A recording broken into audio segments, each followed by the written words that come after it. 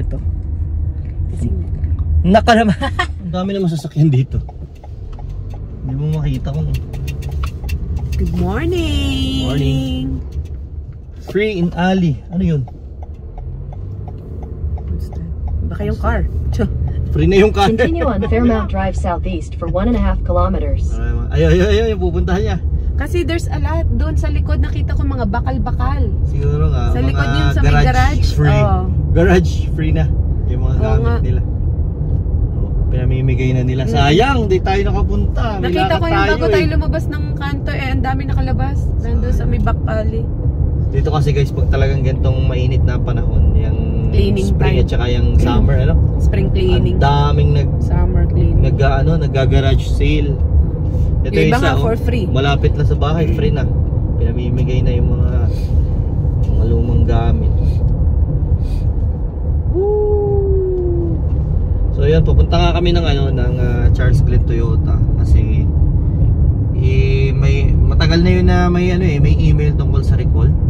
Ano daw yun, yung sa front bumpers na hindi ko alam kung anong gagawin nila, pero tingin ko parang patitibayin yung kapit lalo kasi napag-alaman na parang may tendency malaglag. Nakakatakot naman yun.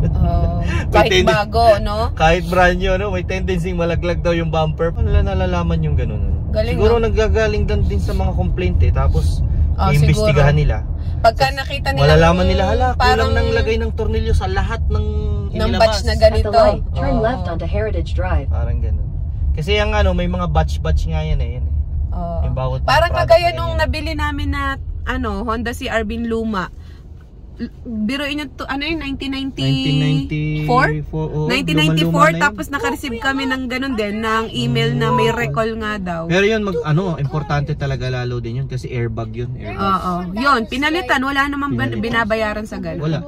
Dinala ko sa Honda. Kasi siya, parang manufacturer, Nahihiya nga akong dalhin yung bulok na sasakyan kasi nga first time ko.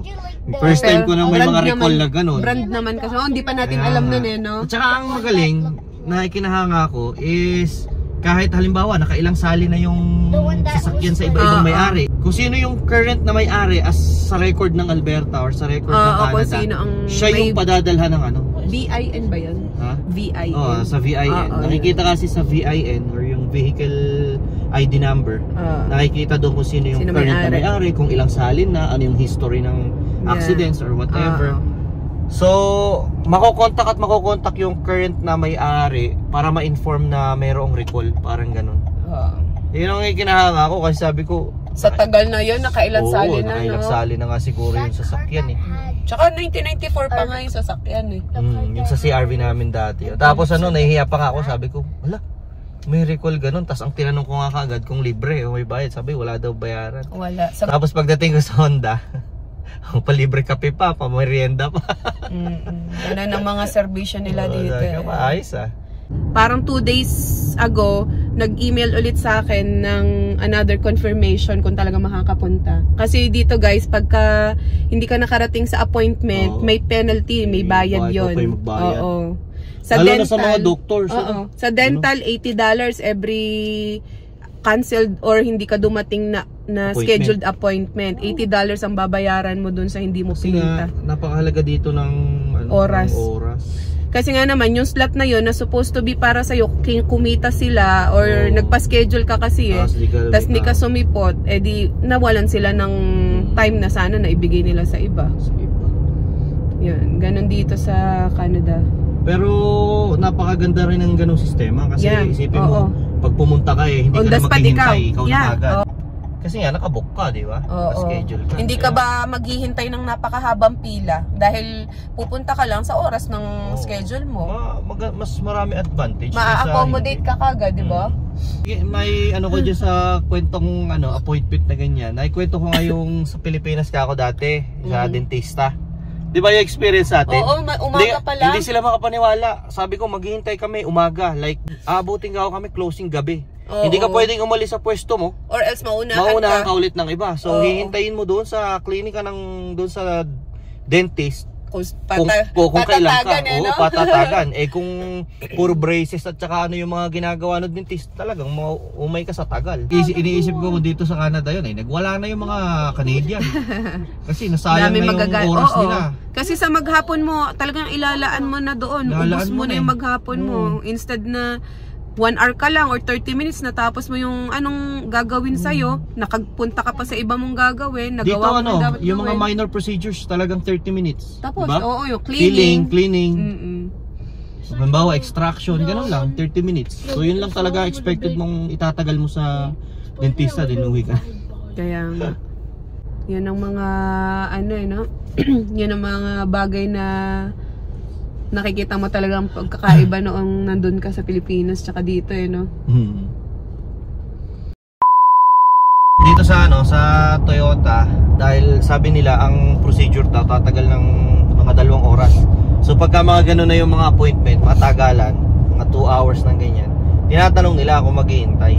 Pwede mo rin naman kasi iwanan nga Kami naman willing to wait. Kasi naman, may mga tambayan naman kasi doon. Nag-aantay kami. Kasi napaka-komportable naman kasi mag-antay doon. Yung 2 hours, di mo naman mamamalayan. Kung gusto mo magkape, libre naman. May kantin din. May kantin. Nagkakadatingan na yung mga Highlander dito kasi pare-parehas may recall. Hindi ka makakakit dyan. Pang mga ano yan. Si Kuya ito ang gusto niya. Ayan. Forerunner. Ang ganda, may stepboard Feel naman. May pagsakay pa. Mayroon pala siya sa likod, 3 row? Oo, 3 row yan kaso mas maliit. Mas maliit pa ang 3 rows niya. Mas mahaba ang atin dito Daddy, yung luma hindi. Johan, dito ka na lang. I like it in the Napili. Ha? I can't reach. Siyempre, malayo masyado yung upuan. I have to go like this. Paddle seat na.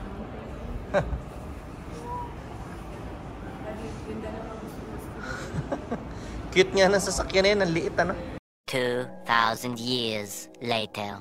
Nakalabas din kami ng Toyota after 2 hours mahigit ng paghihintay. Hindi naman kami masyadong nainip dahil nanood lang kami ng Netflix. Tapos, dito. Ayun, dumaan kami ngayon dito sa may Little Caesars para bumili ng konting machichibog. At kasi nga diretso kami sa park.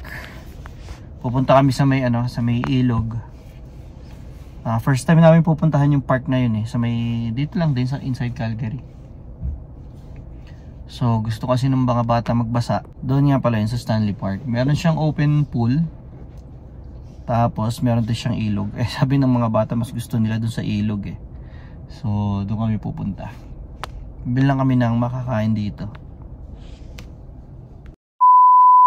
Kami sa Stanley Park. Yeah. Grabe, ang dami na ng tao kasi nga syempre sobrang init na. Tanghali na. Actually hapon na. 2:00 na pala, Mi? Oo, hanggang mamaya na tayo. Hanggang mamaya na kami dito. Kaya sobrang dami, ang hirap sa parking. Buti na lang dito sa tapat nitong palasyo ko. Wow! Sa tapat nitong mansion ko may empty slot, may umalis na truck. So sakto. Dito na kami. Yun. Nakapagpalit na. Instant na. Hindi na umalis ng pwesto. Nakapagpalit ako na short. Hindi pa ako nakapalit po dali. Magpalit ka na, kuya. Dito pala kapag puno na sa parking lot. Liit lang kasi ng parking lot nila. Ang parkingan ng mga pumupunta sa mga harap-harap na ng bahay dito na mismo sa sa community. Nakikipark na lang. Grabe, ang dami. Pakita ko sa inyo. Ayan guys. Yun na siya parang field. Na baseball field. Hanggang dyan ang dami nakaparada. Daddy, ayusin mo nga. Ayun pa Yan. Palit ako ng Crocs para pwede ako magtubog sa tubig. Wala ka nang naiwan. Wala, nila ko na. Ayan. Nakapang swimming na sila. O din, nagpalit ako ng short. Ayan tinan nyo yung paradahan dito. Sa mga harapan na ng bahay. Sa mismong community na. Ayan dami Kasi ang liit lang kasi ng parking lot niya. Sarap ng init. Mami. Sarap ng init, nagkakape pa rin. Oh my God. Adik sa kape. Init na eh. Wow, ang init sa Pinas. Ang daming tao oh. Kanya-kanyang pwestuhan ng picnic. Hanap tayo ng space. Yan oh. May mga table din sila pala eh. Dito na lang tayo sa puno. Doon sa malapit sa ano. Doon tayo sa malapit. Hanap tayo ng malapit doon para natatanaw. Para natatanaw mo kami, mabibidyohan mo kami. Yung pagka meron ka, ano tawag sa ganyan? Canopy ano? Secured ang ano mo, ang mga ulam mo. Ayan na guys, ang ilog. Mag-iilog na naman. Oh. At ano ang tubig? Naku kuya, wala tayong life vest. Meron. Ay, dala nga pala natin. Johan, stay here. Yan, kami. Pag may life vest, pwede tayo makalayo-layo. Ayun oh, yung gitna mababaw kuya, sarap.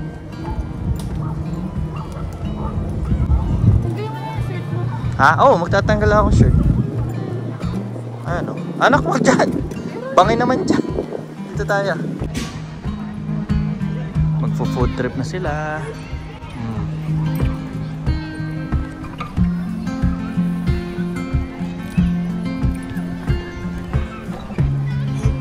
Daming tao, no? Daming tao.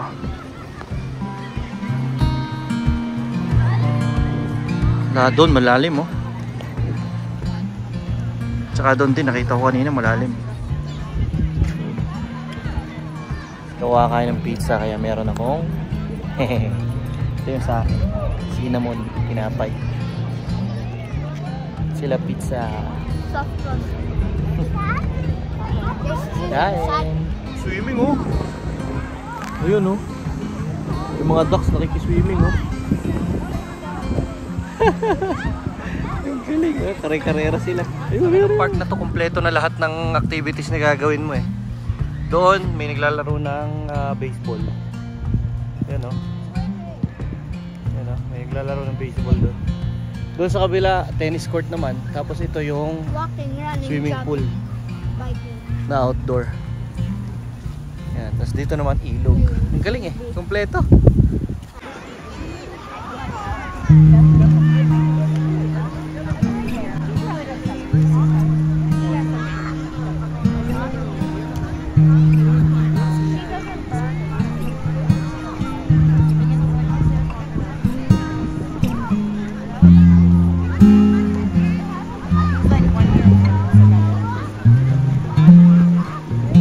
Kami muna ni Daddy.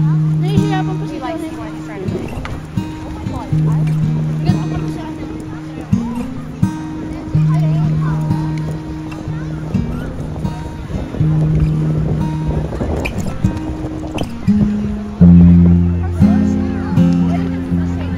Ito yung mga moment na alam mo yun, yung parang gusto mo na lang na pabagalin yung oras. Dito kasi sa Canada, napakabilis ng oras. Trabaho, bahay, trabaho. Hindi mo na mamalayan na nagsisilakihan na pala yung mga anak mo. Kaya yung mga ganitong moment talagang sinusulit namin. At hanggat maaari, hanggat kaya kong pagbigyan sila sa lahat ng request nila, ginagawa ko. Kasi ang sarap sulitin yung oras habang bata sila. Mostly ang satisfaction naming mag-asawa, naming pamilya sa pag-migrate o paglipat dito sa Canada ay hindi dahil sa mga material na bagay na nakukuha namin o pwede naming makuha. Kung hindi unang-una yung time na nabibigay namin sa mga anak namin. Ganon din yung iba't ibang mga bagay na pwede namin maiparanas sa kanila. Yung mga experiences, ika nga, na nung nasa Pilipinas kami, medyo hirap namin gawin dahil sa sobrang busy sa trabaho na kahit na Sabado o Linggo, ginagawa mo pa rin yung trabaho mo, inuuwi mo pa sa bahay. Sa totoo lang, dito lang namin naranasan yung weekends na talagang masasabi mong buong weekends na may spend mo lang lahat sa family mo at wala kang iisipin kahit katiting na parte ng trabaho mo. Kung tutusin, napakaigsi lang ng buhay at hindi natin alam kung hanggang saan lang to. Kaya hanggat maaari, dapat sinusulit natin yung bawat pagkakataon na makakahanap tayo ng saya, lalong-lalo na kasama yung pamilya natin. Kasi ito yung mga moments na hindi na babalik. At ito din yung rason kung bakit lahat ng mga moments, lahat ng mga pasyal, lahat ng mga gala namin, road trips, ina-upload ko dito sa YouTube. Natutuwa ako na nasisave ko lahat ng memories na yon through videos like this. Na alam ko na kung halimbawang may mga pamilya na o dumating yung araw na malalaki na yung mga anak ko at di na namin sila kasama sa bahay, mababalikan ko anytime yung mga videos na to at yung mga memories na ginawa namin na siguradong magpapasaya sa amin pagdating ng oras na yun.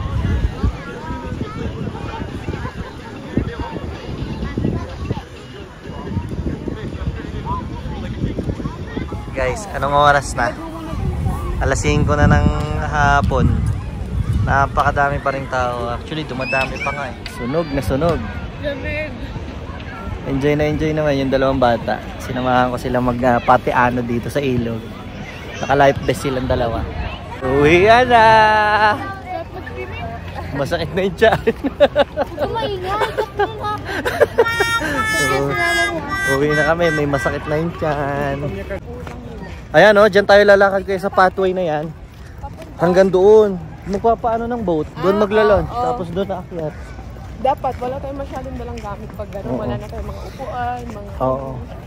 Sabi ko... Ay, tapos bumili tayo ng water, yung...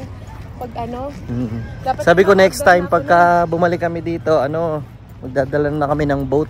Mas masarap magpaanod pag may boat, hindi ka babad na babad sa tubig. Tumama yung hita ko sa bato, ang lakas ng current. Sakit. Sigurado magpapasato. Enjoy naman yung weekend. Yeah. Kahit na meron kami makukulit na mga hindi papayag. Kahit na anong oras na kami nag-start dito, after pa ng Toyota, 1 PM, mag-aalas 2 na, no? Ang init pa rin. Parang alauna pa lang ang hapon. Kaya nga, ito ngayon, alas 5 na, dumadami pa yung tao. Tignan nyo naman. Hanggang 11 pa ng gabi open. Kaya nga, open sila hanggang 11. Kasi nga hanggang 11 na ang liwanag ngayon dito, guys. Kaya kahit yung ilog, open pa yung park hanggang 11. Tingnan nyo, kung gaano karaming sasakyan kanina na hindi nakapasok sa parking lot. Ayan o, nakahilera dito sa kalsada. Ganun pa rin hanggang ngayon. Wala nagbago. Punong-puno pa rin pati yung parking lot. Ito, may bagong tambayan. Sabi nga ni Jairon, ito daw yung number 1 niya ngayon sa list sa Rivers. Oh, maganda tong tambayan, tong ilog na to. Kasi ang lawak ng niya, yung pangbata ba. Mababaw na part. Malawak. Uwi muna kami.